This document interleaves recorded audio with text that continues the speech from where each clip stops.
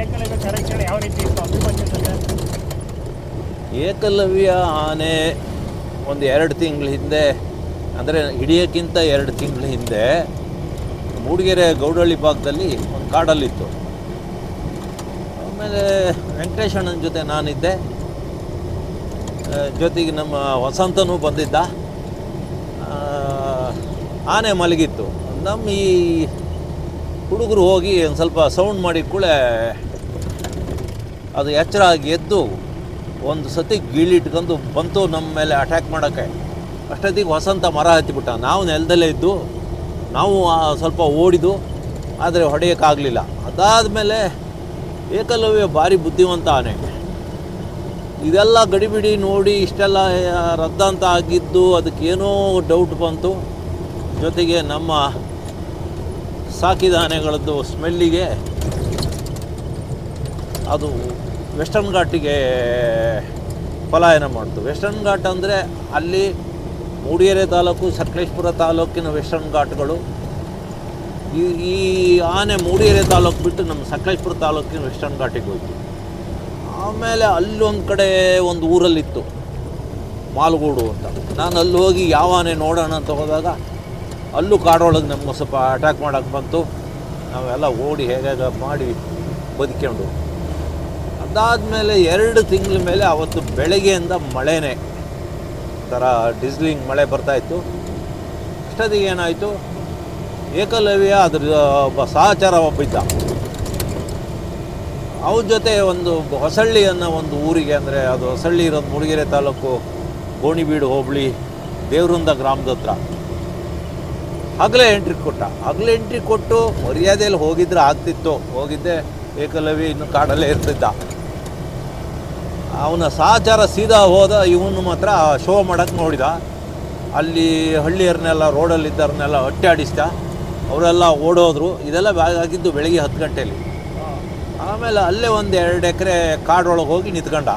ಅವಾಗಲಾರು ತಪ್ಪಿಸ್ಕೋಬೋದಿತ್ತು ಅದು. ಆಮೇಲೆ ಏನಾಯಿತು, ಅಷ್ಟೊತ್ತಿಗೆ ಫೋನ್ ಎಲ್ಲ ಬಂತು, ನಮಗೂ ಎಲ್ಲ ಮೆಸೇಜ್ ಬಂತು. ನಾವು ಫಾರೆಸ್ಟ್ ಡಿಪಾರ್ಟ್ಮೆಂಟಿಗೆಲ್ಲ ಮೆಸೇಜ್ ಕೊಟ್ಟಾಯಿತು.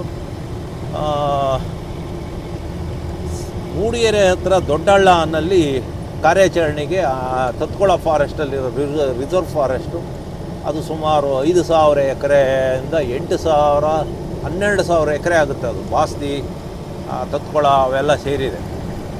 ಅಲ್ಲಿ ನಮ್ಮ ಆನೆಗಳಿದ್ದು, ಅಭಿಮನ್ಯು ಸಹಿತ ಬೇರೆ ಆನೆಗಳು ಎಲ್ಲ ಇದ್ದು.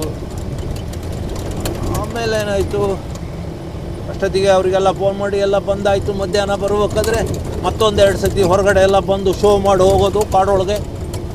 ಆಮೇಲೆ ಏನಾಯಿತು, ನಮ್ಮಲ್ಲೊಬ್ಬ ಹುಡುಗ ಇದ್ದಾನೆ DTF, ಅವನಿಗೆ ಬ್ರೂಸ್ಲಿ ಅಂತ ಹೆಸರು. ಅವನ ಹೆಸರು ಬೇರೆ ಏನೋ ಇದೆ, ಆದರೆ ಅವನ ಮೈಕಟ್ಟು, ಅವನ ಮುಖಚರ್ಯ ಎಲ್ಲ ನೋಡಿದರೆ ಬ್ರೂಸ್ಲಿ ಇದ್ದಂಗಿದ್ದಾನೆ. ಆ ಬ್ರೂಸ್ಲಿ ಅನ್ನನ್ನು ಒಳಗಡೆ ಹೋದ ಕೂಡಲೇ ಅವನ್ನ ಅಟ್ಯಾಕ್ ಮಾಡೋಕ್ಕೆ ಬಂತು. ಇವನು ಓಡೋಗಿ ಒಂದು ಮರ ಹತ್ತಿದ, ಒಂದು ಚಿಕ್ಕ ಮರ. ಆ ಮರಕ್ಕೆ ಬಂದು ಡ್ಯಾಶ್ ಹೊಡಿತು. ಇವನು ಮರದ ಮೇಲೆ ಬಾಕಿ. ಇವನಿಗೆ ಊಟನೂ ಇಲ್ಲ, ಏನಿಲ್ಲ. ಅದು 11-12 ಗಂಟೆಯಿಂದ ಅವನು 3 ಗಂಟೆವರೆಗೂ 4 ಗಂಟೆವರೆಗೂ ಮರದ ಮೇಲೆ ಇದ್ದ, ಮಧ್ಯಾಹ್ನ 3 ಗಂಟೆವರೆಗೂ. ಆಮೇಲೆ ಅಷ್ಟೊತ್ತಿಗೆ ಎಲ್ಲ ಟೀಮೆಲ್ಲ ಬಂದಾಯಿತು. ಮಳೆ ಚಿಕ್ಕದಾಗಿ ಮಳೆ ಬೀಳ್ತಲೇ ಇತ್ತು. ಅದೊಂದು ಪಶ್ಚಿಮ ಘಟ್ಟದ ಬಾರ್ಡ್ರಲ್ಲಿರೋ ಒಂದು ಎವರ್ಗ್ರೀನ್ ಫಾರೆಸ್ಟ್ ಅದು. ಅಲ್ಲಿ ಒಂದು ನಮ್ಮ ಪಶ್ಚಿಮ ಘಟ್ಟದಲ್ಲಿ ಒಂದು ವಿಧದ ಒಂದು ಗಿಡಗಳಿವೆ. ಅದಕ್ಕೆ ನಾವು ಗುರುಕುಲು ಅಂತೀವಿ. ಅದಕ್ಕೆ ಬಹುಶಃ ಬೊಟಾನಿಕಲ್ ನೇಮ್ ನೀಲಗಿರಿ ಅಂತ ಇರ್ಬೋದು. ಯಾಕೆಂದರೆ ನೀಲಗಿರಿಯಲ್ಲಿ ಫಸ್ಟು ಕಂಡಿದ್ದಂತೆ ಇವರು ಸಸ್ಯ ಶಾಸ್ತ್ರಜ್ಞರು, ನಮ್ಮ ವಿಜ್ಞಾನಿಗಳು. ಹಾಗಾಗಿ ನೀಲಗಿರಿ ಹೆಸರನ್ನೇ ಇಟ್ಟಾರೆ, ನೀಲಗಿರಿ ಅಂತಲ್ಲ. ಅದರಲ್ಲಿ 4-5 ಪ್ರಭೇದ ಇದ್ದಾವೆ.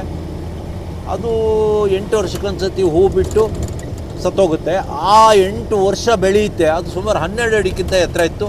ಆನೆ ಅದರೊಳಗೆ ನಿಂತಿತ್ತು. ಅದು ಎಷ್ಟು ಆ ಮರಗಿಡಗಳು ಎಷ್ಟು ತಿಕ್ಕಾಗಿರ್ತವೆ ಅಂದರೆ, ಮರ ಅಲ್ಲ ಗಿಡಗಳು, 10 ಅಡಿ ದೂರಕ್ಕೂ ಏನು ಕಾಣೋದಿಲ್ಲ, ಅಷ್ಟು ಒತ್ತಟ್ಟಾಗಿ ಬೆಳೆದಿರುತ್ತೆ. ಮಳೆ ಬೇರೆ ಮೇಲಿಂದ ಬೀಳ್ತಾ ಇತ್ತು, ಕಣ್ಣು ಬಿಡೋಕ್ಕೂ ಆಗ್ತಿರಲಿಲ್ಲ. ಮರದ ಹನಿಗಳು ಬೀಳ್ತಿದ್ದು. ಆಮೇಲೆ ಅಭಿಮನ್ಯು ಮೇಲೆ ಒಳಗೋದ್ರು ಅಷ್ಟೊತ್ತಿಗೆ ಏನಾಯಿತು, ಗನ್ ಇಲ್ಲ. ಫಾರೆಸ್ಟ್ ಡಿಪಾರ್ಟ್ಮೆಂಟ್ ಮೂಡಿಗೆರೆ ಅವರು ಗನ್ನೇ ತಂದಿಲ್ಲ. ಏರ್ ಫೈರ್ ಮಾಡಕ್ಕೆ ಏನೋ ಏರ್ ಫೈರು ಇಲ್ಲ, ಆನೆ ಅಟ್ಯಾಕ್ ಮಾಡೋ ಚಾನ್ಸು ಇತ್ತು. ಆಮೇಲೆ ಏನಾಯಿತು, ಗನ್ ಬೇಕು ಅಂತ. ಅಷ್ಟೊತ್ತಿಗೆ ಅಲ್ಲಿಯರೆಲ್ಲ ನಮ್ಮೂರ ಪಕ್ಕ ಅಷ್ಟೇ ಅಲ್ಲ, ನನಗೆಲ್ಲ ಪರಿಚಯ ಇದ್ದಾರೆ ಆ ಊರು ಸುತ್ತಮುತ್ತರೆಲ್ಲ. ಅಷ್ಟೊತ್ತಿಗೆ ಒಬ್ಬ ಪ್ಲ್ಯಾಂಟರ್ಗೆ ಹೇಳಿದೆ ಒಂದು ಗನ್ ಕೊಡು ಅಂತ. ಅವನು ಒಂದು ಗನ್ ತಗೊಂಡು ಬಂದ, ಒಂದು 4 ಕಾಟ್ರೇಜ್ ತೋಟಗಳನ್ನೂ ಕೊಟ್ಟ ನನ್ನ ಕೈಗೆ. ಆದರೆ ಗನ್ ತಗೊಂಡು ಒಳಗೆ ಹೋಗೋರು ಯಾರೂ ಇಲ್ಲ. ಅಷ್ಟೊತ್ತಿಗೆ ಪ್ರಶಾಂತ ಆನೆ ಕರೆಸಿ ಆ ಗನ್ ತಗೊಂಡು ಆನೆ, ಆ ಪ್ರಶಾಂತ ಆನೆ ಮೇಲೆ ನಾನು ಕೂತ್ಕೊಂಡು ಒಳಗೋದೆ. ಅಷ್ಟೊತ್ತಿಗೆ ಏನಾಯಿತು, ಅಲ್ಲೊಂದು 5 ನಿಮಿಷದಲ್ಲಿ ಅಭಿಮನ್ಯು ಆನೆ ಮುಂದೆ ಹೋಗ್ತಾ ಇದೆ. ಅಭಿಮನ್ಯು ಮೇಲೆ ವೆಂಕಟೇಶ್ ಅಣ್ಣ ಮತ್ತು ನನ್ನ ಮನಸ್ಸು ರಮೇಶ್ ಡಾಕ್ಟ್ರು ಇದ್ರು ಅಂತ ಕಾಣ್ತದೆ, 3 ಜನ. ನಾವು ಹೋಗೋಕ್ಕೆ ಸುಮ್ಮ ಮಾಡಿ ಕೂಳೆ ಅದೊಂದು ನನಗೊಂದು ಅದು ಭಾರಿ ಆಶ್ಚರ್ಯ. ಮತ್ತೊಂದು ನನಗೆ ಅದು ಯೋಚನೆ ಮಾಡಿದರೆ ನನಗೊಂಥರ ಅಭಿಮನ್ಯು ಬಗ್ಗೆ ಹೆಮ್ಮೆನೂ ಆಗ್ತದೆ, ಖುಷಿನೂ ಆಗ್ತದೆ. ನಮಗೆ ಅಭಿಮನ್ಯು ಕಾಣ್ತಾ ಇದೆ. ಅಭಿಮನ್ಯು ಇದ್ದಕ್ಕಿದ್ದಂಗೆ ಲೆಫ್ಟಿಗೆ ಒಂದು ಟರ್ನ್ ಹೊಡೆದಿದ್ದೆ, ಅಡ್ಡ ನಿಂತ್ಕೊಬಿಟ್ಟ ಆ ಗಿಡದೊಳಗೆ. ಅದು ನನಗೆ ಗೊತ್ತಾಯಿತು ಕಾಡಾನೆ ಅಂತ ತಿಳ್ಕೊಂಡಾನೆ ಅಂತ. ಅಭಿಮನ್ಯು ನನ್ನ ಕಾಡಾನೆ ಹಿಂಗಡಿಂದ ಬರ್ತಾ ಇದೆ ಅಂತ ತಿಳ್ಕೊಂಡಿದೆ ಅಂತ. ಆದರೆ ಈ ಮಾವತ್ತಿಗೆ ಗೊತ್ತಿಲ್ಲ, ನಮ್ಮ ವಸಂತ ತಲೆಬಿಸಿ ಮಾಡ್ಕೊಂಡು ಕೂಗಾಡ್ತಾ ಇದ್ದಾನೆ. ಅಷ್ಟೊತ್ತಿಗೆ ನಮ್ಮ ಆನೆ ಹತ್ರಕ್ಕೆ ಹೋದ ಕೂಡಲೇ ಆಮೇಲೆ ಹೇಳ್ದ, ನೀನು ಹೇಳಿ ಬರೋದಲ್ವಾ ನಮ್ಮ ಮಾವತ್ತಿಗೆ, ಹೇಳಿ ಬರೋದಲ್ವಾ ನನ್ನ ಆನೆ ಸಡನ್ ಟರ್ನ್ ಹೊಡೆದು ನಿಲ್ತು ಅಂತ. ಅದು ಅಭಿಮನ್ಯುಗೆ ಅದು ಹೇಗೆ ಗೊತ್ತಾಯಿತು ಅನ್ನೋದೇ ಗೊತ್ತಿಲ್ಲ. ಯಾಕೆಂದರೆ ಈ ಆನೆಗಳಿಗೆ ಹಿಂಭಾಗದ ಅಷ್ಟು ಚೆನ್ನಾಗಿ ಕಾಣಲ್ಲ. ಆಮೇಲೆ ಅದಾಯಿತು. ಆಮೇಲೆ ಎಲ್ಲ ಒಟ್ಟಿಗೆ ಹೋಗ್ತಾ ಇದ್ದೀವಿ.